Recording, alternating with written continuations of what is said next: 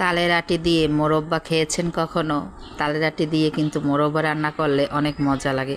অনেকেই জানে না এটা রান্না করে খেতে হয়। চলুন দেখিনি কিভাবে রান্না করলাম। প্রথমে তালের আটিগুলো এই যে দেখেন বের করে নিয়েছি। তো এরপর এখানে দুধ, নারকেল, চিনি, সামান্য লবণ, এলাচ, দারচিনি, একটু তেজপাতা দিয়ে ভালো করে জাল করে নিচ্ছি। আর এখানে অবশ্যই সামান্য চালের গুঁড়ো ব্যবহার করবেন, তাহলে এই মোরব্বাটা খেতে অনেক বেশি ভালো লাগে, ঘনত্ব হয়, সেই সাথে খেতেও ভালো লাগে। যে জাল করে এখন আমি তালের আটিগুলো দিয়ে দিলাম। এভাবে করে রান্না করে নেব। এটা রান্না করতে বেশি সময় লাগে না, কিন্তু খেতে অসাধারণ লাগে। আপনারা যদি এটা কখনো না খেয়ে থাকেন অবশ্যই একবার হলেও ট্রাই করবেন। আমার এখানে অল্প ছিল আটি, তাই অল্প করেই রান্না করলাম। এখানে আমি আধা কেজি দুধ দিয়ে এরপর রান্না করেছি। আর এটা স্বাদ একদম অন্যরকম।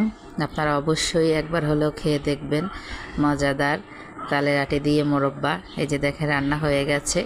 এর ঘনত্বটা কিন্তু এমন হবে, এই যে চালের গুঁড়ো দিয়েছি এর জন্য কিন্তু এমন হয়েছে। অবশ্যই এভাবে একবার ট্রাই করে দেখবেন।